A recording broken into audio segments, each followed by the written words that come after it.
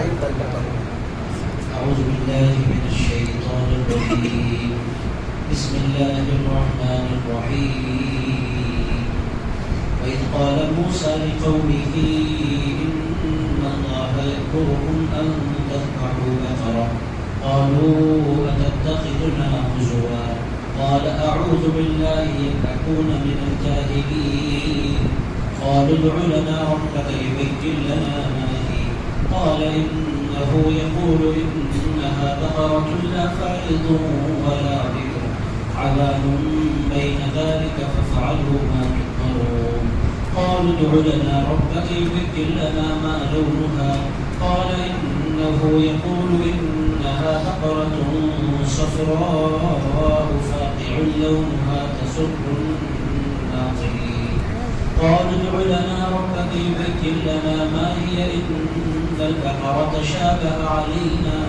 وإنا إن شاء الله لمهتدون قال إنه يقول إنها بقرة لا ذلول تثير الأرض ولا تسقي الحرث مسلمة لا شية فيها قالوا الآن جئت بالحق فذبحوها وما كانوا يفعلون وإذ قتلتم نفسا فادارأتم فيها والله مخرج ما كنتم تكتمون فقلنا اضربوه ببعضها كذلك يحيي الله الموتى ويريكم آياته لعلكم تعقلون ثم قست قلوبكم من بعد ذلك فهي كالحجارة أو أشد قسوة وإن من الحجارة لما يتفجر منه الأنهار وإن منها لما يشقق فيخرج منه الماء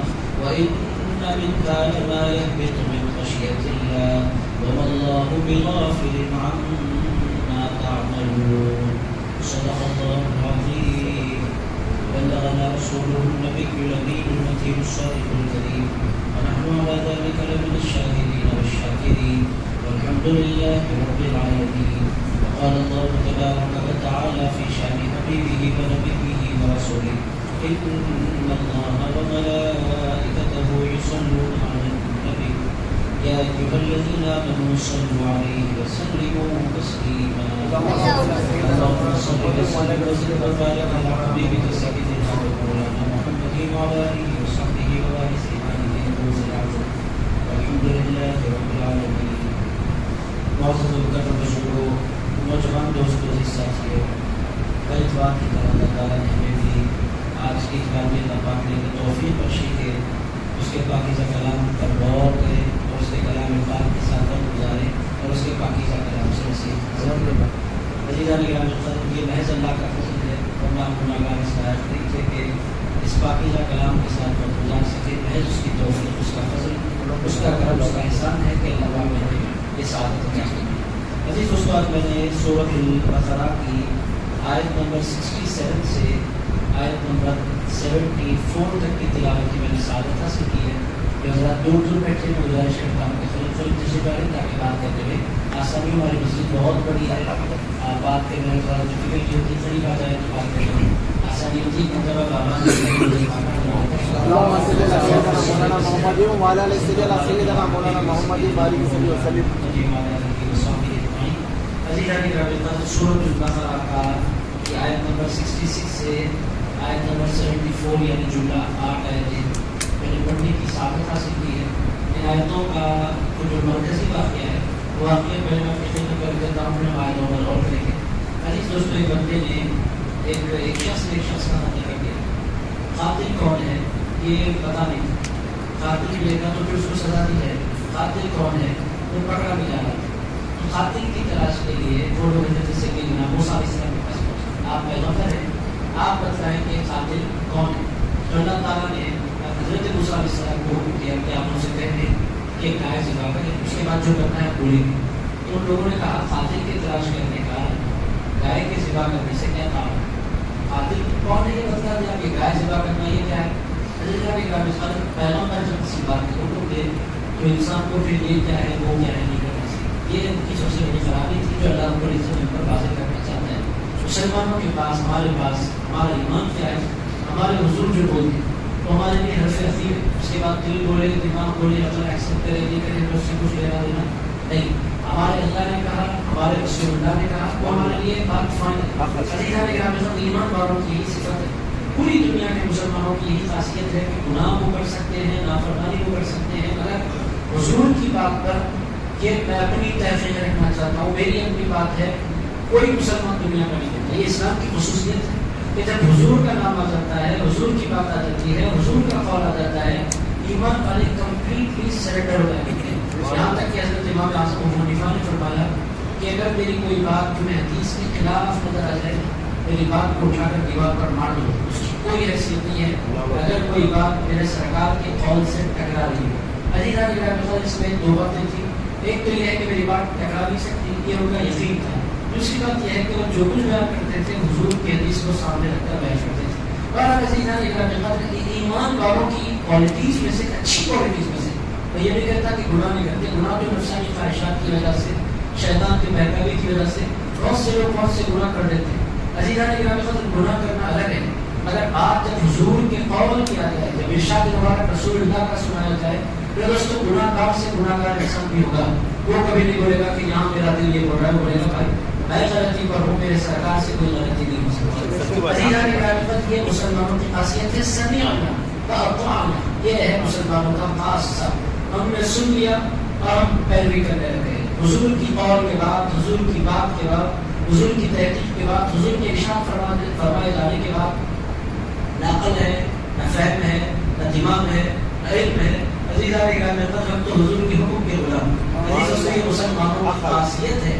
آپ دیکھیں کتنے معاملات ایسے ہیں, اور حضور پاک علیہ السلام نے جو کچھ فرمایا, آپ اور میں حیرت زدہ ہوں گے کہ ایسی اچھی باتیں, ایسی سچی باتیں انسانی زندگی کے لیے اس سے بہتر کوئی ہو نہیں سکتی. عزیزان گرامی, مجھے شوق ہوا ہیلتھ کے حوالے سے, کچھ لوگوں سے ملاقاتیں ہوئی, ان لوگوں نے مجھے توجہ دلائی, اور میں اس کے بعد مختلف کتابیں پڑھنے کا سلسلہ شروع کیا.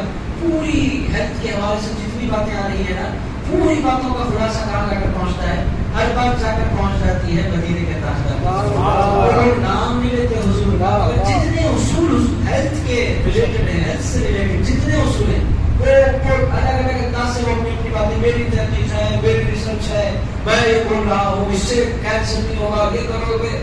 عزیزان گرامی, بھائی یہ باتیں ہمارے سامنے مت بولو, یہ تم جو بول رہے ہو نا, یہ 1400 سال پہلے ہماری سرکار نے ہم کو بتا دی ہے. بطور مثال, انسان بھوکا رہے, جو کینسر کا جو امراض, کینسر کا جو مرض ہے وہ ختم ہو سکتا ہے. انسان بھوکا رہے تو جو جراثیم ہیں پیدا ہونے والے, وہ خود بخود ختم ہو سکتے ہیں. وہ جراثیم کو مارنے کا سب سے بڑا اور واحد ذریعہ یہ ہے, کینسر کا جب مرض پیدا ہونے لگے اس کو روکنے کے لیے انسان کا بھوکا رہنا ضروری ہے. یہ آج کہتے ہیں آؤٹ آف لائف کچھ نام اس کا دے رہے ہیں, وہ لوگ ایگزیکٹ میں پرنس نہیں کر پا رہا, بہرحال وہ پیپرز لکھے جا رہے ہیں اس پر, دنیا سنا رہی ہے باتیں کہ انسان بھوکا رہے, جو کینسر کے مرض میں وہ مبتلا نہیں ہوگا. اس کے لیے کم سے کم 16 گھنٹے ہر انسان کو مہینے میں چند دن بھوکا رہنا ضروری ہے. عزیزان گرامی, یہ آج سائنس بول رہی ہے, کینسر سے وہ بندہ متاثر نہیں ہو سکتا جو پابندی کے ساتھ بھوکا رہتا ہے اور فاسٹنگ کرتا ہے. عزیزان گرامی, اس کو آپ حیرت زدہ ہوں گے, اس کو بڑے بڑے ایوارڈس مل گئے, بڑی تحقیق اس نے کی ہے, ریسرچ پیپر اس نے پیش کیا, ہنگامہ مچ گیا. عزیزان گرامی, پلٹ کر آئے مسلمانوں کے پاس. 1400 سال پہلے سرکار نے فرمایا پورا مہینہ روزے سے رہو اور روزہ رکھو, صحت پا جاؤ. روزہ رکھو, صحت مند ہو جاؤ. عزیزان گرامی, یہ ایک بات نہیں, ایسی 50 باتیں ہیں. ہمارے سرکار نے جو کچھ فرمایا, سونے کے حوالے سے, جاگنے کے حوالے سے, کھانے کے حوالے سے, کیا کیا حضور نے فرمایا. چمچوں سے مت کھاؤ, ہاتھوں سے کھاؤ. عزیز اس بات یہ لوگ کہہ رہے ہیں ہاتھوں سے کھانے میں سگنل ملتا ہے دماغ کو کہ کھانا شروع ہو گیا, اس کو پچانا ضروری ہے. یہ سگنل چمچوں سے نہیں ملتا, یہ سگنل انگلیوں سے ملتا ہے. آج یہ کہہ رہے ہیں 1400 سال پہلے ہمارے سرکار نے ہم کو بتا دیا ہے. میرے دوستوں, اگر میں اس پر جاؤں تو آپ کو 50 مثالیں دے سکتا ہوں, در سے بڑا مجھے دینا ہے. بس اتنی بات ہے کہ مسلمانوں کی خصوصیت یہ ہے کہ مسلمان اپنے سرکار کا حکم جب آ جاتا ہے, کوئی بات جب آ جاتی ہے, پھر بس و پیش کا مظاہرہ نہیں کرتے, سلیکٹر ہو جایا کرتے ہیں کمپلیٹلی. عقل کچھ بھی نہیں, عقل کا دفتر بھی نہیں. عزیزان گرامی, مسلمان اس کو نہیں کہتے ہیں عقل کو دخل کرتے ہیں, مسلمان اس کو کہتے ہیں ان کا نام سنتے ہی گردن جھکا دیا کرتے ہیں. عزیزان گرامی, موسیٰ علیہ السلام کی قوم کا یہ واقعہ یہ پورے سورہ بقرہ اس سورت کا نام ابو بقرہ کا واقعہ آ رہا ہے. پھر اس کی سورت کا نام بقرہ کا مطلب گائے. وہ گائے کا جو آپ سورہ پڑھنے ہر اتوار پابند سورہ بقرہ کی فوائد میں نے پڑھی. بقرہ جو آ رہا ہے اصل بقرہ وہ پورے سورے کا مرکزی واقعہ اب شروع ہونے جا رہا ہے. میرے دوستو قاتل ایک بندہ مر گیا, قاتل کی تلاش تھی, موسیٰ علیہ السلام تک پہنچے. موسیٰ علیہ السلام سے پوچھا قاتل کون ہے؟ موسیٰ علیہ السلام نے فرمایا گائے ذبح کرو. لوگوں نے کہا قاتل تلاش کرنے ہم آئے ہیں, گائے ذبح کرنے کا آپ حکم دیتے ہیں. ان دونوں میں کوئی بات میری نہیں کرتی. حضرت سیدنا موسیٰ علیہ السلام آپ سنیے قرآن سنیے, قرآن کیا کہتا ہے؟ وَإِذْ قَالَ مُوسَىٰ لِقَوْمِهِ, جب یاد کرو جب موسیٰ علیہ السلام نے اپنی قوم سے کہا ان اللہ یأمرکم, اللہ تمہیں حکم دے رہا ہے ان تذبحوا بقرہ, کہ تم گائے ذبح کرو. ان تذبحوا بقرہ, تم گائے کو ذبح کرو. قالوا اتتخذنا ہزوا, انہوں نے کہا, بنی اسرائیل نے کہا اتتخذنا ہزوا, کیا آپ ہم سے مذاق کر رہے ہیں؟ آپ مذاق کر رہے ہیں. عزیزان گرامی, پیغمبر کا منصب مذاق کرنے کا نہیں ہوتا, اور جب دین کی بات آ جائے پیغمبر کبھی مذاق نہیں فرماتے. کیا حضور پاک علیہ السلام مذاق فرماتے تھے؟ عزیزان گرامی, دین میں کبھی مذاق حضور نہیں فرماتے تھے. کبھی کبھی دنیا میں ہنسنے بولنے کے لیے وہ بھی ایسا مذاق جس میں جھوٹ شامل نہ ہو حضور فرما کرتے تھے. اگر دین جب بیان کریں تو حضور پاک علیہ السلام چیٹی ٹھاٹا کو دین کے موقع پر پسند نہیں فرما کرتے تھے. دین ایک انتہائی سیریس سبجیکٹ ہے, اس کو حضور پاک علیہ السلام جب بیان فرماتے ہیں تو بالکل سیریس انداز میں بیان فرماتے ہیں. بہت سے علماء اسکالرس تھوڑا بہت انجوائے پبلک کو کراتے ہیں تاکہ وہ بات سنیں جاگیں. اگر بعض لوگ پوری تقریر صرف انٹرٹینمنٹ ہوتا رہتا ہے, ایسی تقریر میں نقصان کیا ہوتا ہے؟ انجوائمنٹ تو بہت ہو جاتا ہے مگر جو نصیحت حاصل کرنا ہے. عزیزان گرامی, جو تقریر ہو دین ہو, اس کا مقصود صرف ہنسانا نہیں ہوتا, اس کا مقصود انسان کو جھجھوڑنا ہوتا ہے, اور کلام وہ ہوتا ہے جس کی وجہ سے انسان کی آنکھوں میں آنسو ہوتا ہے. عزیزان گرامی, وہ اصل مقرر ہوتا ہے اور وہ کافی اصل ہے. پر عزیزان گرامی, حضور کی زندگی میں مذاق کا پہلو ملتا ہے. حضور مذاق فرمایا کرتے تھے مگر دین کے معاملات میں نہیں. حضور مذاق فرماتے تھے اپنے ملنے جلنے والوں سے ہلکا پھلکا مذاق. ایک دو مثالیں میں نے آپ کی خدمت میں پہلے بھی رکھی تھی, پھر بھی رکھتا ہوں تاکہ آپ کو پتہ چلے حضور کا مزاج کیا ہے. عزیزان گرامی, ایک مرتبہ ایک صاحب نے حضور کو دعوت دی. حضور میرے پاس تشریف لائے. حضور نے فرمایا کھانے کی دعوت ہے, چلیے حضور کھجور کی دعوت. عزیز اس میں سے پتا کیا چل رہا ہے, رسول اللہ کو لوگ اسنیکس پر بھی ہمارے پاس چائے کی جیسی دعوت ہوتی ہے. آپ اصل دعوت مقصود نہیں ہوتی, حضور کے قدم گھر میں پڑ جانا یہ مقصود ہوتا ہے. حضور میرے گھر پہ قدم رکھتے, امیر نہیں ہوتے, کھجور کی دعوت. حضور میرے گھر کھجور کی دعوت. حضور پاک علیہ السلام نے ایکسپٹ کر لیا. کرنے کے بعد دعوت میں پہنچے. حضرت مولا اس کو حضور پہنچ جاتے تھے, اور جو زیادہ کلوز ہوتے ہیں انسان اسی سے مذاق کرتا ہے. آپ بھی ہر ایک سے, ہر ملنے جلنے والے سے مذاق نہیں کرتے, بہت جو کلوز ہوتا ہے اس سے مذاق کرتے ہیں. مولا کی شیخ خدا کو حضور نے اپنے بازو بٹھا لیا. بٹھانے کے بعد رسول اللہ کی خدمت میں کھجور دسترخوان بچھایا گیا, کھجور رکھ دیے گئے. حضور پاک نے کھجور نوش فرمایا. حضور نے کھجور کھایا. گٹھلی حضور نے کیا کی, حضرت مولا علی کے پاس گیا.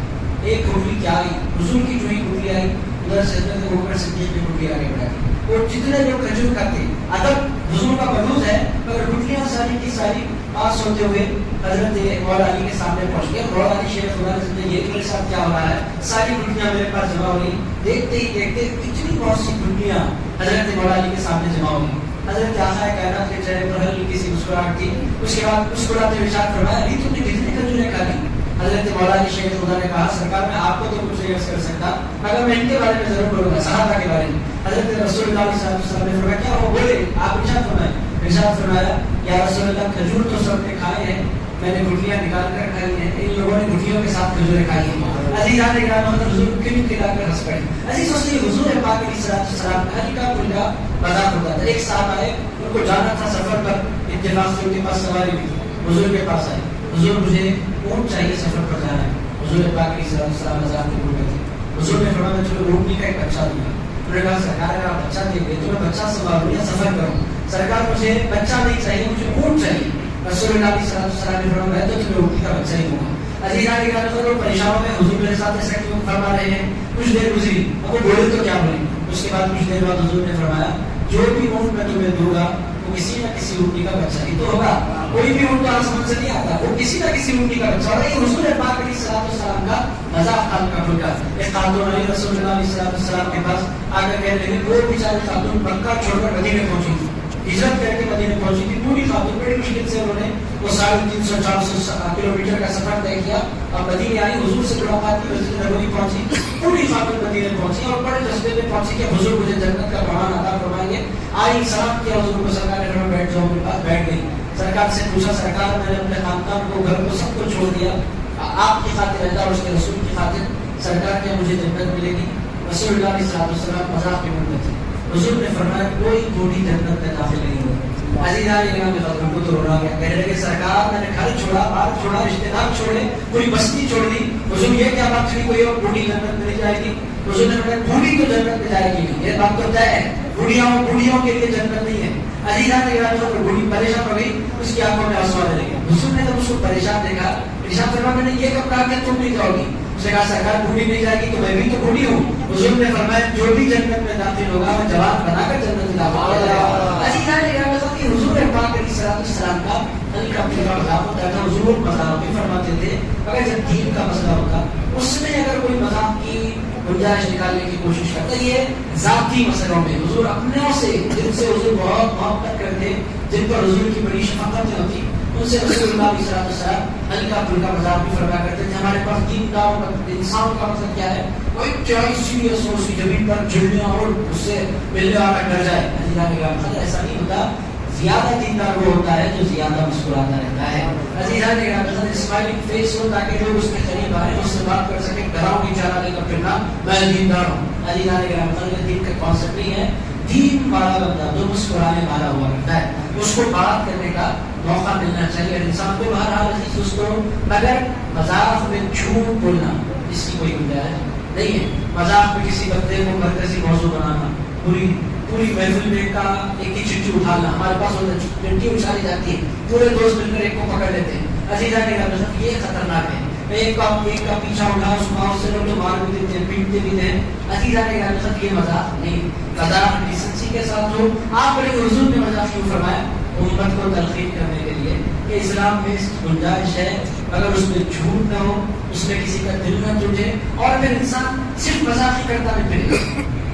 کثرت سے مذاق کرنے والے کا معیار سامنے والے کی نگاہ میں ختم ہو جایا کرتا ہے. لوگوں کے دلوں میں اس کی عزت نہیں رہتی. جو کثرت سے مذاق، کبھی کبھی دوستوں کے ساتھ ہلکا پھلکا مذاق کر لیا الگ ہے. ہر مذاق کرتے والے صبح سے شام تک نیند سے اٹھے تب سے سوئے تک صرف دل کو پکڑا مذاق ان کو. عزیزان گرامی یہ عقل مندی کی علامت نہیں. حضور نے ارشاد فرمایا کہ جو بندہ زندگی کی حقیقت اور موت کی حقیقت کو جان لیتا ہے وہ ہنستا کم ہے، روتا زیادہ ہے. عزیزان گرامی بہرحال یہ باتیں ضمن نکل گئی مذاق کے حوالے سے، تاکہ آپ کو پتہ چلے کہ اسلام درمیان راہ، ہر موضوع پر اسلام صحیح گائیڈنس انسان کو عطا کرتا ہے. اب دین بیان کرتے وقت مذاق کرنا، اس کے بارے میں حضرت موسیٰ علیہ السلام کا قول کیا ہے؟ ارشاد فرماتے ہیں اعوذ باللہ، میں اللہ کی پناہ چاہتا ہوں، ان اکون من الجاہلین، کہ میں جاہلوں میں سے ہو جاؤں. دین بیان کرتے وقت زیادہ چیٹی ٹھاٹا کرنا یہ جاہلوں کی علامت ہے، اور میں اللہ کی پناہ مانگتا ہوں ایسا جاہل بننے سے. حضرت موسیٰ علیہ السلام نے فرمایا میں جاہل نہیں ہوں کہ دین بیان کروں اور بس میں چیٹی ٹھاٹا کروں، مذاق کروں، ایسا میرا پوزیشن نہیں. یعنی عزیزان گرامی دین ڈیسنسی چاہتا ہے. دین یہ چاہتا ہے کہ انسان ڈیسنٹ رہے، وہ گفتگو کرے، وہ بولے، وہ ہنسے، ہر معاملے میں اس کی ڈیسنسی ظاہر ہو. عزیزان گرامی ایک طرف دین ہے، دوسری طرف روڈوں پر ناچنے والے ہماری امت کے نوجوان ہیں. کہاں جا رہی ہے امت؟ کیوں ناچ رہی ہے امت؟ کیا ہو گیا امت کو؟ میرا دوست میری سمجھ میں نہیں آیا کہ امت مسلمان کو ہو گیا. ڈیسنسی یہ اسلام کا مطلوب ہے. چیٹی ٹاٹا کرنا، ناچنا، اچھلنا، کودنا یہ اسلام کی مرضی کے خلاف ہے. مسلمان جو ہوتا ہے وہ ڈیسنٹ ہوتا ہے. ڈیسنسی کا عالم کیا ہے؟ حضور نماز پڑھا رہے ہیں، حضور رکوع میں جانے والے ہیں، کچھ صحابہ انٹر ہوئے ہیں اور وہ مسجد میں نماز کی جماعت میں وہ ایک رکعت پانے کے لیے صحابہ نے بھاگنا شروع کیا. کچھ لوگ جب بھاگیں گے تو آواز تو آئے، ادھر آوازوں کے ساتھ آئے. نماز کو لوگوں نے جوائن کر لیا، نماز ختم ہوئی. حضور پاک علیہ السلام نے فرمایا میں نے نماز کے درمیان کچھ لوگوں کو بھاگتے ہوئے سنا ہے. صحابہ کرام کی وجہ سے جو ارشاد فرمایا رکعت چھوٹ جائے تو چھوٹ جائے مگر بھاگو نہ. یہ اسلام کے مزاج کے خلاف ہے. مسلمان جو ہوتا ہے وہ ڈیسنٹ ہوتا ہے، وہ اس کے ہر معاملے میں ڈیسنسی ہونی چاہیے. وہ سوبر ہوتا ہے، وہ چندر حرکتیں عام انسانوں کی طرح نہیں کرتا. تو دوستو یہ ہے اسلام کا مزاج جو میں نے آپ کو سمجھایا ہے. عزیزان گرامی، ہمیں اپنے آپ کو سوبر بنانا چاہیے. ہاں ہلکا پھلکا مذاق انسان اپنی بیوی سے کر لے، اپنے بچوں سے کر لے، اپنے دوستوں سے کر لے، اس کی گنجائش ہے. دین بیان کرتے ہیں صرف پورے جو بعض لوگ پاس میں مسئلے اسکالرس بھی ہیں، میں نام نہیں لے سکتا، تو شادی کو لوگوں نے عنوان بنا رکھا ہے، جب بیٹھو شادی، دوسری شادی، تیسری شادی، چوتھی شادی، شادیاں کرو، بچے پیدا کرو، بس اسی طرح کی تقریر ہوتی رہتی ہے. اور مردوں کو یہ بات ہے بہت پسند، جو کرنا چاہتے ہیں ان کو بھی پسند ہے، جو نہیں کرنا چاہتے ان کو بھی کم سے کم سننے میں تو مزہ آتا ہے. عزیزان گرامی، شادی نہیں بھی کرنا ہوتا ہے، انجوائے بہت کرتے ہیں، لاکھوں میں ویوز ہیں، اور دیکھتے دیکھتے 3-4 سال میں ان کے ملینس میں ان کے فالوورز ہو گئے. کیا ہے دین کچھ بھی نہیں، صرف ٹھیک ٹھاک ہے، دوسری شادی خواب دکھائے جاتے ہیں، تیسری شادی، اور انسان سنتا جاتا ہے، خوش ہوتا جاتا ہے. عزیزان گرامی، یہ دین نہیں ہے. بہرحال آگے بڑھیں. پہلی بات ہمیں پتہ چلی کہ دین میں مذاق کرنا جہالت ہے. دین میں مذاق کرنا کیا ہے؟ دین میں مذاق کرنا کیا ہے؟ عزیزان گرامی، صرف جوک، صرف چیٹی ٹھاٹا، صرف مذاق نہیں ہونا چاہیے. کبھی کبھی انسان کچھ مسکرا لے تاکہ لوگ جو سننے والے ہیں وہ جاگ جائیں. اس انداز سے انسان کو گفتگو کرنی چاہیے. آگے بڑھے. سیدھی بات کی گائے ذبح کرو، ذبح کر دیتے ہیں. دیکھیں تماشا، قوم جب بدماشی پر اتر آتی ہے تو کیا کرتی ہے؟ قالوا ادع لنا ربك يبين لنا ما هي. ان لوگوں نے کہا ادع لنا ربك، اپنے پروردگار سے دعا کیجیے، يبين لنا ما هي. وہ گائے کیسی ہو ذرا کھل کر بیان کریں. گائے کیسی؟ گائے ذبح کر دو، کوئی بھی گائے خریدتے 25-50 ہزار کی خریدتے ذبح کر دیتے تو سارا اللہ تعالیٰ سے آپ بولیے موسیٰ علیہ السلام کہ وہ گائے کیسی ہونے چاہیے. وہ ذرا گائے کے بارے میں اور تھوڑا بھی کلیئرٹی دیجیے. حضرت موسیٰ علیہ السلام نے اللہ سے پوچھا. اللہ پاک نے فرمایا قال انه يقول، اللہ تعالیٰ فرماتا ہے انها بقرة لا فارض ولا بكر. پہلی بات آ گئی. اللہ پاک نے فرمایا وہ گائے نہ بوڑھی ہو نہ چھوٹی بچی ہو، وہ درمیانی عمر کی گائے. عوام بین ذلک، نہ چھوٹی ہو نہ بوڑھی ہو، درمیانی عمر کی گائے ہو، دونوں کے درمیان ہو. فَافْعَلُوا مَا تُؤْمَرُونَ، اللہ پاک نے فرمایا وہ کر گزرو جس کا تمہیں حکم دیا جا رہا ہے، اب کر دو گائے ذبح. پھر ان لوگوں نے کیا کہا؟ آپ دیکھیں تماشا. ادع لنا ربک یبین لنا ما لونها. موسیٰ علیہ السلام اللہ سے پوچھیے گھر کیا ہونے لگے گا. عزیزان کتنی بدماشی ہے. اب یہ ہے کٹ حجتی کرنا. یہ بعض انسانوں کی مزاج میں ہوتا ہے. انسان کو وہ سوال کرنا چاہیے جس سے اس کو دنیا میں فائدہ ہو یا جس کا اس کو آخرت میں فائدہ ہو. عزیزان اکرام، کٹ حجتی کے لیے بہت سے لوگ آپ سے سوالات کرتے ہوئے آپ کو نظر آتے ہیں. ایسے لوگوں کو کبھی آنسر نہیں کرنا چاہیے. ایک عام طور پر کون کرتے ہیں؟ یا تو بدماش کرتے ہیں یا بہت زیادہ جو جاہل ہوتے ہیں وہ کرتے ہیں. عزیزان اکرام، کلمے کے 8 رنگ بتائیے اور اس کا 5واں رنگ کون سا ہے؟ کون سا بھی ہوگا. پہلے کلمہ پڑھ سمجھ اس پر عمل کر. عزیزان اکرام، نماز کے اندر حکمت کتنی ہے میرے دوست. حکمت یقینی طور پر پوشیدہ ہے. پہلے نماز تو قائم کیجیے. یہ کٹ حجتیاں کرتے بیٹھنا، اس کو خاص تعلیم کا نام دینا، یہ ساری کی ساری باتیں جہالت ہے. عزیزان اکرام، حضرت سیدنا آدم علیہ السلام نے کتنے لکھا فرمایا دیکھو آپ بی ابا تھے، ان سے اولاد ہوگی، قصہ ختم نہ. عزیز اس کو بعض لوگ بیکار کی باتوں میں اپنا دماغ کھپاتے ہیں، اپنا وقت بیکار پہ ضائع کرتے ہیں. اسلام صاف ہے، واضح ہے، کلیئر ہے. حلال بھی بیان کر دیا گیا ہے، حرام بھی بیان کر دیا گیا ہے. یہ دین سوال کرنے کا دین، بے وجہ سوال کرنے کا دین نہیں ہے، یہ دین عمل کرنے کا دین. عزیزان اکرام، آپ جو کام کرنے یہ ہے کام کرنے والا کہ بندہ قرآن پڑھے، قرآن سمجھے، یہ حقیقت کا علم دینے والا ہے. یہ جو غیر امپورٹنٹ باتیں ہوتی ہیں قرآن میں کبھی ان کو ایڈریس کرتا ہے نہ ان کی تفصیلات بندوں کو بتانا چاہتا ہے. قرآن کہتا ہے تم اس موضوع پر بات کرو جو تمہارے لیے ضروری ہے. پھر اس کی قرآن کا مزاج. اب آپ دیکھیں کس قدر کا حجتی ہے. عزیز دوستو، سوال کرنے کا انداز آپ دیکھیں. قالوا ادع لنا ربك يبين لنا ما لونها. اے موسیٰ علیہ السلام دعا کیجیے اپنے پروردگار سے کہ اس گائے کا رنگ کیا ہو وہ بھی ذرا واضح فرما دیں. اللہ تعالیٰ کو کیا کیا؟ اللہ تعالیٰ نے فرمایا اپنا مسئلہ یہ خود مشکل بنا رہے ہیں. انه يقول انها بقرة صفراء. اللہ تعالیٰ فرماتا ہے کہہ دیجیے موسیٰ وہ گائے زرد رنگ کی ہو، پیلی صفراء چمکدار، فاقع لونها، لوگوں کے آنکھوں کو بھانے والی ہو، تسر الناظرین، دیکھنے والوں کو خوش کرنے والی ہو. اتنی اٹریکٹیو وہ گائے ہو کہ دیکھنے والے کا دل خوش ہو جائے. ہم خواہ کے اپنے لیے مصیبت بڑھا رہے ہیں. اب تک ہو گیا گائے کا رنگ واضح ہو گیا، عمر واضح ہو گیا، مگر ابھی بھی ان کی شرارت ختم نہیں ہوئی. جن لوگوں نے کہا اور ادع لنا ربک یبین لنا ما هی ان البقرة تشابه علینا، کہنے لگے اے موسیٰ علیہ السلام دعا کیجیے اپنے پروردگار سے کہ ہم پر واضح ہو جائے گائے. اب یہ گائے پھر بھی ہمیں ابھی تک ہمیں اس میں شبہ ہے کہ وہ گائے ایگزیکٹ کیسی، ابھی اب کلیئر نہیں ہوئی بات. عمر پتہ چل گئی، رنگ پتہ چل گیا، آنکھوں کو بھانے والی، ابھی بھی بات کلیئر نہیں ہوگی. مگر یہاں انہوں نے ایک جملہ کہا جو اللہ تعالیٰ کو پسند آئے. ان لوگوں نے کہا وَإِنَّا إِن شَاءَ اللَّهُ لَمُهْتَدُونَ، بے شک اگر اللہ نے چاہا تو اس گائے کو ہم پا کر رہیں گے. اللہ تعالیٰ نے اور شرط بیان فرما دی إِنَّهُ يَقُولُ إِنَّهَا بَقَرَةٌ، فرمائیے میرے موسیٰ کہ وہ ایسی گائے ہو لا ذلول تثیر الارض، اس سے کام نہ لیا گیا ہو، اور تثیر الارض کھیتی کے کام میں جس کو نہ لگایا گیا ہو، ولا تسقي الحرث، نہ جس نے کھیتوں کو پانی ڈالا ہو. ایسی گائے ہو جس نے جو پیلی ہو، جو بچی ہو، جو کھیتوں میں پانی دینے کے لیے یا ہل چلانے کے لیے استعمال نہ کی گئی ہو. مسلمۃ، جو بالکل دھبوں سے پاک و ناشیدہ فیہا، جن پر کوئی دھبا نہ ہو. قالوا الآن جئت بالحق، لوگوں نے کہا اب بات آپ نے اب حق سمجھایا، آپ نے اب ہم اپنے مقصد پر پہنچے. پھر دوسرے سے پتا کیا چل رہا ہے، بے وجہ سوالات کرنا بہت سی مرتبہ انسان کو نقصان میں ڈال دیتا ہے. اس کی ایک مثال حضور کی زندگی میں ملتی ہے. حج کی آیت حضور نے سنائی وَلِلَّهِ عَلَى النَّاسِ حِجُّ الْبَيْتِ مَنِ اسْتَطَاعَ إِلَيْهِ سَبِيلًا، ایمان والوں پر جو صاحب استطاعت ہے، جو مکہ پہنچنے کی صلاحیت رکھتے ہیں، اللہ نے ان پر حج فرض قرار دیا ہے. آیت حضور ایک صحابی پر کھڑے ہوئے کہنے لگے سرکار افی کل عام یا رسول اللہ، سرکار کیا جس کے پاس استطاعت ہو اس کے لیے ہر سال حج کرنا فرض ہے؟ پوچھو. حضور پاک علیہ السلام نے جواب دیا، پھر پوچھا افی کل عام یا رسول اللہ، سرکار کیا ہر سال حج پر جانا فرض ہے؟ حضور نے بالکل توجہ نہیں دی. پھر ایک طرف پھر پوچھا افی کل عام یا رسول اللہ، سرکار کیا ہر سال حج پر جانا فرض ہے؟ حضور پاک علیہ السلام نے فرمایا بیٹھ جاؤ، اگر میری زبان سے ہاں نکل جائے تو ہر سال حج پر جانا فرض ہو جائے. میں اگر چہرہ پھیر لوں کسی بات سے تو تمہاری عافیت اس میں ہے کہ میں جب خاموشی اختیار کر لوں، میں کسی بات سے چہرہ پھیر لوں.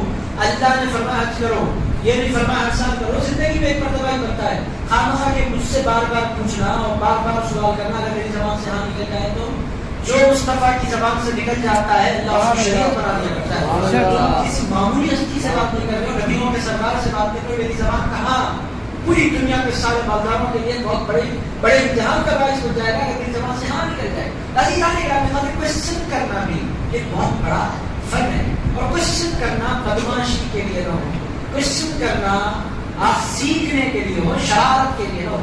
یہ اتنی آیت اللہ رب العزت نے اتاری کیوں؟ عزیزان گرامی، یہ ایک قرآن ہے، اور قرآن زندگی گزارنے کا سلیقہ بھی دیتا ہے. قرآن بات کرنے کا سلیقہ بھی عنایت فرماتا ہے. مرشد سے سوال کرو تو کیا کرو، استاد سے سوال کرو تو کیا کرو، سوال کرنے کی نیت کیا ہو، سوال کرنے کی نوعیت کیا ہو. عزیزان گرامی، یہ بات تو طے شدہ ہے کہ سوال کرنا اعلیٰ علم ہے.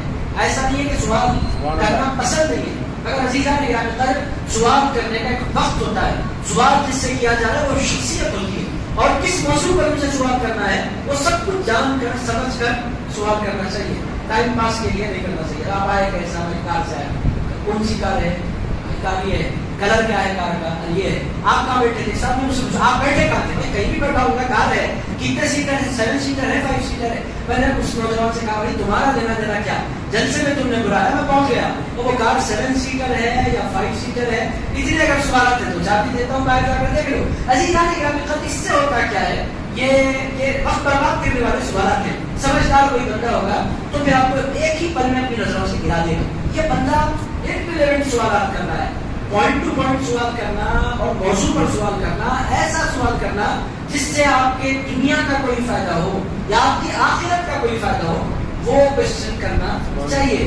بے وجہ سوالات کرتے رہنا اپنی معتبری کے لیے یہ خطرناک ہے. آپ پڑھیں گے یہ کون سی کتاب لے کر آپ بیٹھے ہیں، آپ قرآن لے کر اس طرح کی باتیں کریں. عزیزان گرامی، قرآن کہتے ہیں اس کتاب کو ہے جو زندگی کے ہر مسئلے میں گائیڈنس عطا فرما دیا کرتا ہے. پھر اس کو یہ بقرہ کا قصہ سنا کر آپ کا ٹائم پاس کرنا اللہ نہیں چاہتا. تو میرا ٹائم پاس اللہ چاہتا ہے. اللہ رب العزت میسیج دینا چاہتا ہے بات کرنے والوں کو کہ بات کرو تو ریلیونٹ کرو، بات کرو تو ٹو دی پوائنٹ کرو، بات کرو تو ایسی کرو. اسی لیے کہا جاتا ہے ایسی جگہ بیٹھ. ہماری نانی کہا کرتی تھی، یہ بہت مجھے کام میں نہیں پاتے، فرمایا کرتی تھی ایسی جگہ بیٹھ کوئی نہ بولے اٹھ.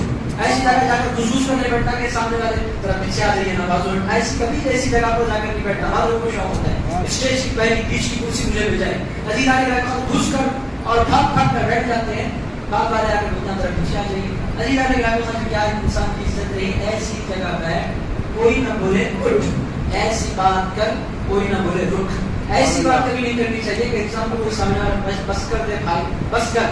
اس منزل میں انسان کو بعض علماء بھی ہوتے ہیں مائک پکڑ لیتے ہیں تو چھوڑتے ہی عزیزان ان کو کرنا کیا پڑتا ہے, چٹھی دینا پڑتا ہے. اور جب جلال میں آ جاتے ہیں تو چٹھی پڑھتے بھی نہیں, جیب میں لے کر رکھ لیتے ہیں, پھر ایک چٹھی آتی ہے پھر لے کر رکھ لیتے ہیں. عزیزان یہ زبردستی ہے. ایک حیدرآباد میں ایسا بھی جلسہ ہوا رات کے 1 بجے کے آس پاس میں میری تقریر ختم ہوئی, ملا کے جلسہ. اس کے بعد میرے بعد ایک بزرگ بات ہے, اللہ تعالیٰ کو جواب جگہ میں نے فرمایا انتقال ہو گیا حضرت کا. عزیزان میں تو نکلنا چاہتا, 1 بج گئے تھے رات کے, اگر میں نے اخلاقاً کہا حضرت مجھے اجازت ہے, کہنے کہ آپ کو اجازت بالکل نہیں, میری تقریر سن کر جانا ہے. آپ کی پوری تقریر میں نے سنی ہے, آپ بھی میری تقریر سن لی. میں نے کہا بڑے بزرگ ہیں, کیا بولیں گے, 10-15 منٹ کی بات ہوگی. حضرت نے مائک پکڑا, اب وہ 1 کے بعد 2 بج گئے, 2:15 ہو گئے, 2:30 ہو گئے. پبلک کو کیا ہے, پبلک کو تو کوئی پکڑ نہیں سکتا. دیکھتے ہی دیکھتے کرسیاں خالی ہونے لگی, مجمع خالی ہونے لگا. حضرت کی تقریر کرنے کا موڈ ختم نہیں ہو رہا. اب میں جا بھی نہیں سکتا, میں ہلنے جاتا ہوں, کہتے ہیں آپ نہیں کریں گے کہیں, آپ بیٹھیے. آپ بزرگ ہیں, میں کچھ بول بھی نہیں سکا. آخرکار کیا ہوا, 2-4 آدمی لگے اسٹیج پر, 2 آدمی پیچھے, 4-5 آدمی, پورا مجمع خالی, سمجھ میں کچھ نہیں آ رہا. عزیز دوستوں, اس کے بعد حضرت نے فرمایا, آپ ایک قصہ میں یہاں پر سنانا چاہتا ہوں. میں نے سمجھا میں حکمت میری بات بیان فرما رہے ہیں. ایک جلسہ ایسا ہوا تھا کہ سارے لوگ چلے گئے اور جو مقرر تھے انہوں نے سامنے بیٹھے ہوئے شخص کو کہا تم کتنے اچھے ہو, سب نے میرا ساتھ چھوڑ دیا, تم نے نہیں چھوڑا. اس نے کہا حضرت ساتھ چھوڑ کر جاؤ تو جاؤ کہاں, جس اسٹیج پر بیٹھ کر آپ تقریر کر رہے ہو میں نے لگایا ہے, اس کو اٹھانا ہے, میں کچھ واسطے بیٹھا ہوا ہوں, تقریر سننے کے لیے میں بیٹھا نہیں, وہ خود حضرت نے سنا ہے. اس طرح بولا لوگوں نے. عزیزان میں کیا بولوں, تو ایسی بات کرنا چاہیے کہ بندہ بولے, رک نہیں بولے. عزیز دوستوں, اس وقت تک انسان کو بولنا چاہیے جب تک کہ بندہ سننا چاہے, پکڑ لینا لوگوں کو خطرناک ہوتا ہے. تو عزیزان بات بھی کرنا, سنبھل کر کرنا, سوچ سمجھ کر کرنا, ٹو دی پوائنٹ کرنا, اور ان جو کوشچنس ہوتے ہیں ان میں نہیں بجنا. آپ کب کھائے, کیا کھائے, کیسا, یہ سوالات آپ کے ایسا سوال کرنا. اسی لیے کہتے ہیں کہ کب بولنا. 10ویں بات آئی تھی نظام الدین اولیاء محمود الہی رحمۃ اللہ علیہ, حضرت باعث مستعد سے کسی نے پوچھا دین ہے کیا, کیسے دین کی حفاظت ہو سکتی ہے. انہوں نے فرمایا 4 باتوں میں دین ہے. پہلی بات یہ ہے کہ انسان بولے, دوسری بات یہ ہے کہ انسان سنے گا, تیسری بات یہ ہے کہ انسان کھائے گا, چوتھی بات یہ ہے کہ انسان میل جول کم رکھے. میل جول کا مطلب پبلک میں پھرنے چلے گا. ایک ہر انسان کے پاس اس کا ایک پرائیویٹ ٹائم ہو جس میں وہ اپنی پرسنالٹی کے ڈیولپمنٹ کے حوالے سے سوچ سکے. اس کی زندگی میں ایسا وقت ہونا چاہیے, ٹائم ہی نہیں ہے لوگوں کے پیچھے صبح سے شام تک چندروں کے پیچھے, اس کے پیچھے, اس کے پیچھے, سوشل میڈیا کے پیچھے پوسٹ کرتے ہوئے. عزیزوں سے انسان اپنے بارے میں کب سوچے گا, اپنی ترقی کے بارے میں کب سوچے گا, اپنی ترقی کے اپنے انسان کے پاس ٹائم نہیں ہے. نیند سے جا کے تو پھر پوری پبلک میں یہ غلط ہے. آپ کے پاس اپنے لیے وقت ہو, اپنے کھانا کب کھائیں, سوئے کب, بولے کب, یہ ہے دین کا خلاصہ. برابر عزیزان گرامی قدر, یہ ایک بات آپ کو پتہ چلی کہ اب جب بھی آپ کوشچن کریں, ریلیونٹ کریں, ٹاپک کریں, ایسی بات کریں جس سے سننے والوں کو فائدہ ہو سکے. میں اس رکوع کو ختم کرتا ہوں. عزیزان گرامی قدر, فَذَبَحُوهَا, تم لوگوں نے گائے کو ذبح کیا, وَمَا كَانُوا يَفْعَلُونَ, وہ ذبح کرنا نہیں چاہتے تھے. وَإِذْ قَتَلْتُمْ نَفْسًا فَادَّارَأْتُمْ فِيهَا, اللہ فرماتا ہے تم نے ایک شخص کی جان لی اور اس کو لے کر جھگڑ پڑے. اس کی بڑی تفصیلات قرآن میں آئی ہیں, میں وہ ساری تفصیلات آپ کو سنانا نہیں چاہتا, 15-20 منٹ لگ جائیں گے. بس پوائنٹ ٹو پوائنٹ یہ ہے کہ ایک بندے کو ان لوگوں نے مارا اور آپس میں جھگڑا کر رہے تھے. واللہ مخرج ما کنتم تکتمون, اللہ ظاہر کر کے رہے گا جس کو تم چھپا رہے ہو. فقلنا اضربوه ببعضها, پھر ہم نے فرمایا کہ اس کو مارو, گوشت کو لے کر مارو اس مردے پر. كذلك يحيي الله الموتى, ان لوگوں نے جو ہی مارا مردہ اٹھ گیا. اللہ تعالیٰ اپنی قدرت کا اظہار فرمانا چاہتا تھا.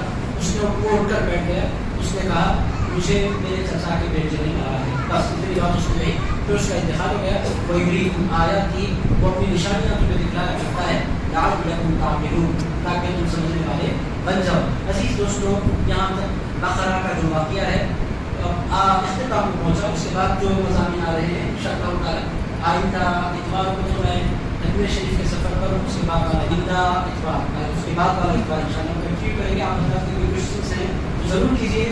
سورۃ البقرہ اس کا نام ہے, اور سورۃ البقرہ پڑھنے سے شیطان بھاگ جاتا ہے, ایسا کہ احادیث میں ہے. عزیزان کا مقصد بالکل احادیث میں یہ بات پائی جاتی ہے کہ جس گھر میں بقرہ کی تلاوت ہوتی ہے وہاں سے سب کا شیطان بھاگ جایا کرتے ہیں. عزیزان کا مقصد یہ روایات میں یہ بات آئی ہے, مگر بعض مرتبہ شیطانوں کی جو قسم ہوتی ہے, بعض بھاگتے ہیں, اس لیے بھی بھاگتے ہیں. عزیزان کا مقصد نہیں بھاگتے, پھر اس کے باضابطہ وہ بعض سرکش ہوتی بہت زیادہ ہے، تو پھر ان کے بعض آپ جو لوگ ہوتے ہیں اللہ جو لوگ اتارتے ہیں ان کی طرف رجوع کرنا چاہیے۔ عزیزہ کی رمضان کا بڑی بات ہوتا ہے کہ بقرہ پڑھنے سے بڑا فائدہ ہوتا ہے، بڑی برکت ہوتی ہے، مگر بہت سے لوگ پوری قرآن پڑھنے کے بجائے صرف سورہ بقرہ پڑھتے رہتے ہیں، 2-2.5 گھنٹے اس کی ویڈیو کو لگ جاتے ہیں، مگر ایسا نہیں کرنا چاہیے۔ آپ بقرہ سے آغاز کریں۔ ہر مسلمان پر یہ ضروری ہے کہ پوری قرآن سال میں کم سے کم 2-3 مرتبہ ختم کریں۔ عزیزہ کی رمضان یہ زیادہ امپورٹنٹ ہے۔ آپ بولیں بقرہ میں شیطان کاٹتا ہے، بقرہ تو پڑھتے ہیں، قرآن کا حصہ ہے، بقرہ بھی پڑھیں اور قرآن کو آگے بڑھائیں۔ عزیز دوستوں، سورہ بقرہ کو روزانہ ٹائم دے دینا، اس کے علاوہ قرآن بھی پڑھنا ہی غلط ہے۔ ختم قرآن کرنے کی کوشش کرنی چاہیے، یہ ہے اصل پیغام۔ بعض لوگ یاسین کے اسپیشلسٹ، بعض لوگ باقیہ کے اسپیشلسٹ، بعض لوگ رحمان کے اسپیشلسٹ، بعض لوگ جمعہ کے اسپیشلسٹ، بعض لوگ سورۃ الفتح کے اسپیشلسٹ۔ یاسین کے اسپیشلسٹ کیوں؟ ہزاروں کی تعداد میں، لاکھوں کی تعداد میں مسلمانوں یاسین اسپیشلسٹ ہوتے ہیں، پورا قرآن نہیں پڑھتے ہو، اور یاسین بھی کیوں پڑھتے ہیں؟ یاسین پڑھنے والے کا کاروبار چلتا رہتا ہے۔ عزیزہ نے قرآن کی محبت نہیں ہوتا، کاروبار کی محبت میں ہوتا ہے۔ بہرحال عزیزہ نے جیسے بھی بندہ قرآن پڑھ رہا ہے، اگر یہ یاسین کے بجائے روزانہ قرآن پڑھنے کا اپنے آپ کو عادی بنانا چاہیے۔ بقرہ کے حوالے سے یہ ہے کہ بقرہ قرآن کا ایک حصہ ہے، اس کی تلاوت کرنے کے بعد پھر آپ تلاوت کا آگے بڑھیں۔ تلاوت کے حوالے سے دوسری بڑی غلطی کیا ہوتی ہے؟ سورہ بقرہ لگا دیتے ہیں، بہت سے گھروں میں میں نے دیکھا ہے، گھر والوں میں سے کوئی بھی بندہ اس کو بیٹھ کر سنتا نہیں۔ عزیزہ نے کوئی گانا نہیں ہے کہ لگا کر بندہ چھوڑ دے، اس طرح قرآن لگا کر چھوڑ دینا بے ادبی ہے۔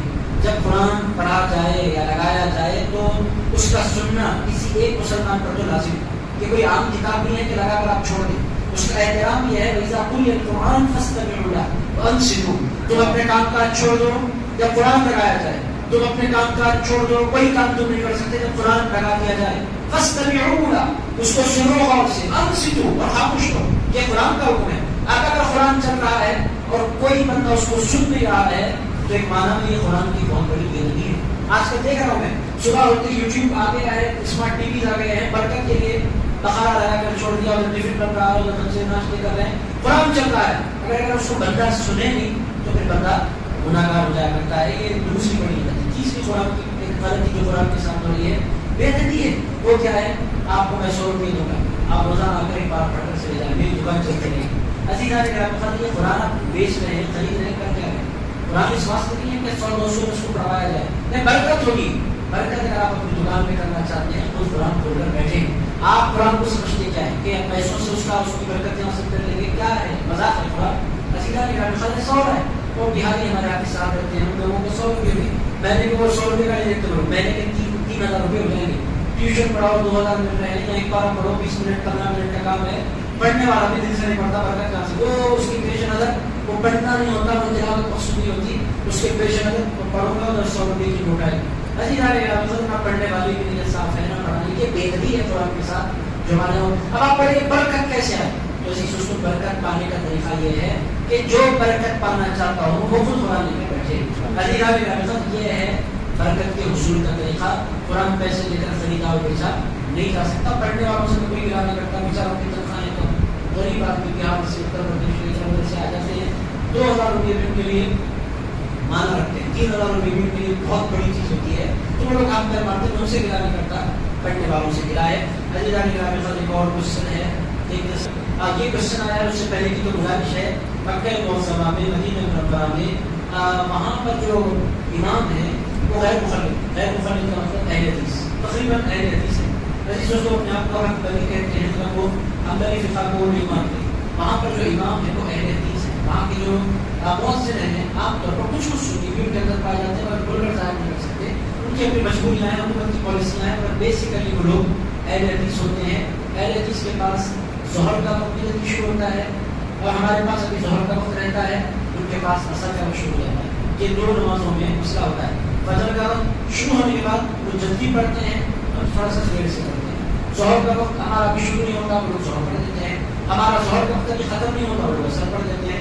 مغرب کا وقت ایک ساتھ دونوں کا ہوتا ہے، عشاء کا وقت ایک ساتھ دونوں کا ہوتا ہے، فجر کا ایک معنی میں ایک ساتھ ہوتا ہے، ظہر اور عصر میں تھوڑا سا مسئلہ ہوتا ہے۔ اور عزیزہ نے اگر آپ حنبلی فقہ یا شافعی امام اگر آپ کو پتا ہے کہ پڑھانے والا شافعی ہے یا حنبلی ہے یا مالکی ہے، آپ اس کی نماز لے کر جوائن کرتے ہیں، تو چونکہ سارے ائمہ حضوری کی پیروی کرتے ہیں تو آپ کی نماز ہو جائے گی۔ حضور کی بات یہ ہے کہ امام اگر کسی اور مسئلہ کا فالو کرنے والا ہو، اس کے حساب سے اگر آپ نماز پڑھ لیں تب بھی آپ کی نماز ادا ہو جائے گی۔ عرب مکہ عرب مدینہ کے اماموں کے حوالے سے بڑے مسائل ہیں، ان مسئلوں کو نہیں چھیڑتا. کچھ لوگ پڑھتے ہیں، کچھ لوگ نہیں پڑھتے ہیں. نہیں پڑھنے والے ان کی اپنی فکر ہے، پڑھنے والوں کا اپنا نظریہ ہے. بہرحال وہ بڑا کنٹروورسی اس میں پائی جاتی ہے. اس مسئلے پر میں کچھ نہیں کہتا. اگر امام اعظم کے فالوورز امام احمد بن حنبل کے ماننے والوں کے پیچھے، امام شافعی کے ماننے والوں کے پیچھے ان کے مسلک کے مطابق نماز پڑھ لیتے ہیں تو نماز ادا ہو جاتی ہے. بطور مثال ہمارے یہاں ہم امام کے پیچھے کھڑے ہوتے ہیں ظہر میں، عصر میں، یا عشاء کی دوسری 2 رکعتوں میں، یا مغرب کی تیسری رکعت میں، تو ہم قرات نہیں کرتے.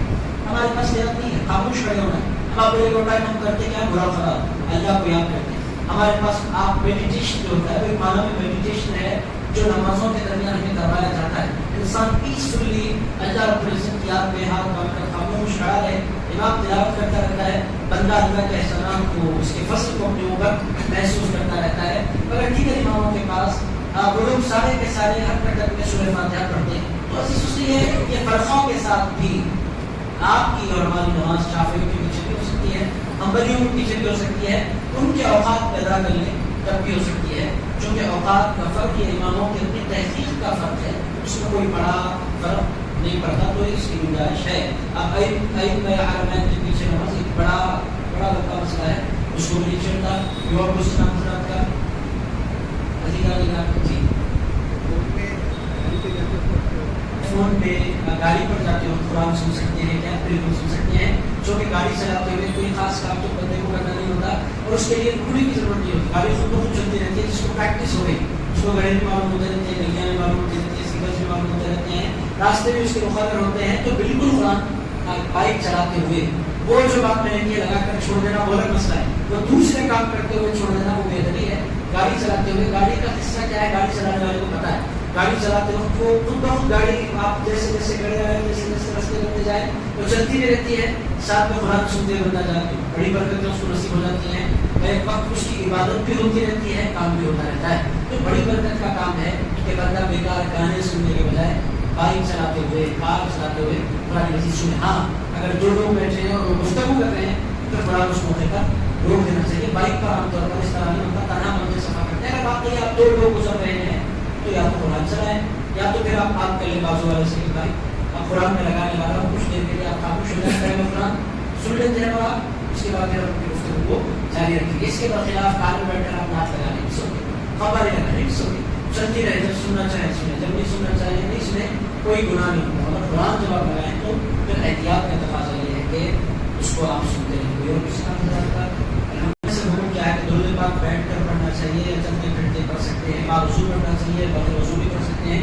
عزیزان گرامی، آپ کے لیے پاسبلٹی ہے کہ جس حال میں آپ پڑھنا چاہیں بڑے بس جسم پاک ہو یہ زیادہ ضروری حالت ناپاکی میں قرآن پڑھا جا سکتا ہے، حضور پاک علیہ السلام پر درود و سلام پڑھا جا سکتا ہے. کوئی معنی میں بے ادبی ہے. چونکہ آپ جب درود پڑھتے ہیں تو حضور پاک علیہ السلام آزاد کا آپ کی جانب متوجہ ہوتے ہیں، حضور توجہ فرمائیں اور آپ اس وقت حالت ناپاکی میں کوئی بڑی بے ادبی ہے.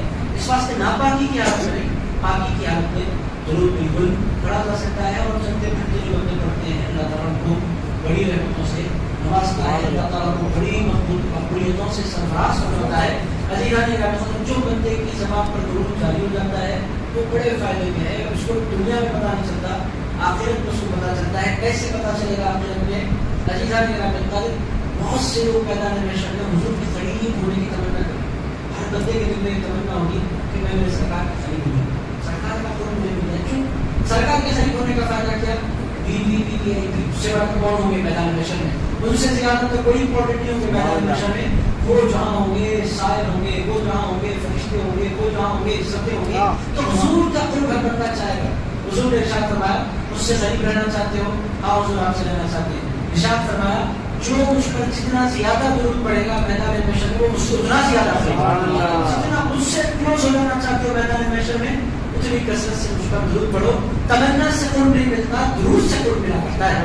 جو مجھ پر جتنا زیادہ درود پڑھنے والا ہوگا وہ قیامت کے میدان میں اس سے اتنا زیادہ کلوز ہوگا. دوستوں چلتے پھرتے درود پڑھنے کی انہوں نے بات کی ہے. ایک روایت سناتا ہوں، آپ حضرات تھکے تو نہیں، اجازت ہے آپ حضرات کی؟ میں نے ریلیوینٹ باتیں مت کر رہا ہوں، کمپنی رکھ جاؤں تو پریشانی ہو جائے گی. دوستوں یہ بڑی ریلیوینٹ بات ہے. جامعہ میں یہ واقعہ گزرا بہت مشہور ہوا، جامعہ کے طلبا میں بہت مشہور معروف ہے. امام انوار اللہ فاروقی فاؤنڈر آف جامعہ نظامیہ، وہ ان کا بڑا احترام تھا لوگوں کو، استاد اساتذہ کا دینی مدرسوں میں بہت احترام ہوتا ہے، کہیں بھی نہیں ہوتا دنیا یہ سب یہ ہوتا ہے دنیا کی فیلڈس میں، اگر مدرسوں میں خاص طور پر سنی مدارس میں اساتذہ سے کوئی ہاتھ نہیں ملاتا، ہر شاگرد اپنے استاد کا ہاتھ چھوٹتا ہے، ادب ہے اس میں دین علم جس سے سیکھتا ہے بندہ اس کے ہاتھ چھوٹتا ہے، سر پر پکڑتا ہے، بڑا احترام ہوتا ہے سنی مدارس میں خصوص۔ امام انوار اللہ فاروقی آپ جانتے ہیں بہت بڑی شخصیت، ابھی آتے آتے دار المعارف انہوں نے بنایا، جامعہ نظامیہ انہوں نے بنایا، اور بہت سی ان کے مدارس بہت ان کا کام۔ امام انوار اللہ فاروقی رحمۃ اللہ علیہ نے جامعہ نظامیہ قائم کیا، اور وہ ہوتا کیا تھا، وہ رات میں اپنے لوگوں کو مقرر کر دیا تھا بطور وارڈن، رات میں آپ لوگ فاسٹ کی نگرانی کریں گے، ہر چیز کا جو بڑا آپ میں ہوتا ہے کا وہ خود نہیں کرتا۔ اس کا کمال کیا ہوتا ہے، اس کے وہ ٹیم بناتا ہے، ٹیم سے پیار کرتا ہے، اس لیے وہاں پر ٹیم سے کرتا ہے کہ ٹیم اس کے کام کو اپنا کام سمجھتی ہے، اور پھر اس کا جو پروجیکٹ ہے یا اس کی جو کمپنی ہے وہ ترقی کرتی چلی جاتی ہے۔ امام انوار اللہ فاروقی کے ٹیم لیڈر تھے، عزیزان گرامی ان کی ٹیم تھی۔ امام انوار اللہ فاروقی عام طور پر رات میں دورہ نہیں کرتے تھے، ایک دن رات میں امام انوار اللہ فاروقی وہاں کی تقریباً 1:30 بجے رات کو مدرسے میں داخل ہوئے، آپ لوگ بھی ٹفن تھا اور ٹوٹی تھی جس میں انہوں نے نکابیاں رکھی ہوئی تھی، کھانا بنا ہوا تھا، وہ لے کر وہ رات میں داخل ہوئے مدرسے میں، ہلچل مچ گئی، اور دیکھتے دیکھتے امام اس کمرے میں آئے، اس کمرے میں ایک نوجوان بستر پر سویا ہوا نہیں تھا، وہ نوجوان بیٹھا ہوا تھا، امام اللہ فاروقی سیدھے آئے، پورے بچے اٹھ گئے، سارے بچوں سے کہا بچوں میں تمہاری نیند خراب کرنے کے لیے تم سو جاؤ، بچے ادب اٹھ کے بیٹھ گئے، امام آئے اس بچے کے بازو بیٹھ گئے، ہاتھ دھو کر کھانا نکال میں ڈال کر اس کو کہا تمہیں میں کھلاؤں یا تم اپنے ہاتھ سے کھاؤ، اس نے کہا حضرت اتنی اجازت تم میں کھا لوں گا، حضرت نے اس کے سامنے کھانا رکھ دیا، بیٹھ کر اس کو دیکھتے ہیں، بندہ بچہ کھانا کھاتا رہا، جامعہ پریشان کہ اس بچے سے اتنا پیار کیوں کیا جا رہا ہے۔ امام انوار اللہ فاروقی رحمۃ اللہ علیہ نے جب اس بچے نے کھانا کھا لیا پوچھا بیٹے تم کرتے کیا؟ میں نے کہا میں بھی کام سے بچہ ارشاد فرمایا تم عام سے بچے نہیں ہو، تم بہت خاص ہو۔ ارشاد فرمایا ایسا آپ کو ارشاد فرمایا، کہنے لگے میں سویا تھا رات میں بہت دیر کے بعد، جب میں سویا تو میں نے دیکھا کہ حضور تشریف لائے اور حضور فرمائے تمہارے جامعہ کے فلاں کمرے میں ایک بچہ بھوکا بیٹھا ہوا ہے، جاؤ اس کے کھانے کا انتظام کرو۔ حضرت امام انوار اللہ فاروقی رحمۃ اللہ علیہ نے فرمایا تم نے کھانا نہیں کھایا تھا؟ اس نے کہا حضرت میں نماز پڑھانے کے لیے گیا تھا، میں جب لوٹا تو کھانا ختم ہو چکا تھا، اور میں نے ناشتہ کیا تھا تو گھر کا کھانا میں کھا نہیں سکا، اور پھر رات میں تو ڈنر ملتا نہیں تھا جامعہ میں، اور 2 وقت کھانا کھایا کرتا تھا، ایک مدرسے سے پہلے ایک عصر کے بعد، دو آپ کو کہہ سکتے ہیں کہ کھانے دیے جاتے تھے، میں کھانا کھا نہیں سکا تھا، بھوک لگ رہی تھی۔ ارشاد فرمایا مجھے یہ بتلاؤ کہ تم بھوکے تھے تو حضور پاک علیہ السلام نے تم پر کرم کیوں فرمایا؟ حضور کی امت میں بہت سے لوگ بھوکے رہتے ہیں، تم پر اتنی توجہ اتنا کرم کیوں ہے؟ اس بچے نے کہا امام بات یہ ہے میرے استاد کہ میں چلتے پھرتے اپنے سرکار پر درود حضور پر جب میں درود پڑھتا ہوں ہو سکتا ہے جو بندہ درود پڑھے حضور اس پر خصوصی آیات فرمایا کرتے ہیں، ہمارے اساتذہ فرمایا کرتے تھے کہ ایک بچے پر اتنا کرم ہے تو اگر کوئی بندہ سمجھدار ہو اور وہ کثرت سے چلتے پھرتے اپنے آقا پر درود سلام پڑھے تو پھر حضور کیسے توجہ نہیں فرمائیں گے؟ درود کو اپنے زندگی کا ملک بنانا چاہیے، درود کو عزیزان گرامی اگر میں آپ کو واقعہ سناؤں تو کتنے لوگوں پر کرم ہوا محض درود پاک کی سلام کی وجہ سے، درود پاک کی تلاوت کی وجہ سے۔ پھر کبھی انشاءاللہ اللہ موقع دے تو میں درود و سلام کے حوالے سے آتے ہیں کی بات ہے انشاءاللہ درس قرآن کا کباب کیا ہوتا ہے، ویسے اس کو ہر موضوع اس میں ٹچ ہوتا رہتا ہے کہ درود پاک کو اور جتنی باتیں ہیں درس قرآن ایک ایسی جامع کتاب کو لے کر بیٹھے ہیں، ہر سبجیکٹ کو یہ کتاب خود بخود ایڈریس بھی کرتی ہے، ٹچ بھی کرتی ہے، ہماری ذمہ داری ہے کہ پرماننٹلی درس قرآن میں تشریف آتے رہے۔ میں سمجھتا ہوں کہ عورتوں کو اس کی بات کی نہیں رہے۔ الحمدللہ عزیزان گرامی اللہ کو عزت کی بارگاہ میں دعا کرتا ہوں، اے پاک پروردگار ہم کو چلتے پھرتے تیرے پاکیزہ کلام قرآن مجید کی تلاوت کی توفیق عطا فرما، اے پاک پروردگار ہم کو چلتے پھرتے تیرے حبیب پاک علیہ السلام کا درود و سلام کی توفیق عطا فرما، اے پاک پروردگار ہم کو گناہوں سے بچا، اے اللہ بیکار باتوں میں پڑھنے سے ہماری حفاظت فرما، اے اللہ ہمیں زندگی کے ایک ایک لمحے کو یوٹیلائز کرنے کی توفیق عطا فرما، اے اللہ کا مقصد زندگی کا، اے اللہ کا مقصد زندگی کا، اے اللہ ہماری زندگیوں کو مقصد عطا فرما، ہمارے پروردگار تمام خیر کے انوار کے دروازے کھول دے، اے پاک پروردگار قرآن مجید سے ہمارے پاکوں کو مستحکم فرما، اے اللہ تمام کو قرآن کا قاری بنا، قرآن کا سامع بنا، قرآن پر غور کرنے والا بنا، قرآن کی مجلس میں زندگی بھر قرآن کی مجلس اٹینڈ کرنے کی توفیق عطا فرما، اے اللہ جب تک قرآن کا درس سننے، قرآن کا درس دینے کی توفیق عطا فرما۔ اے پاک پروردگار، ہماری محفل میں کوئی کہنے میں خطا ہو گئی تو بھلا اپنے فضل سے معاف فرما دے۔ صلی اللہ تعالی علیہ وسلم محمد و علیہ وسلم اجمعین۔ الحمد للہ رب العالمین۔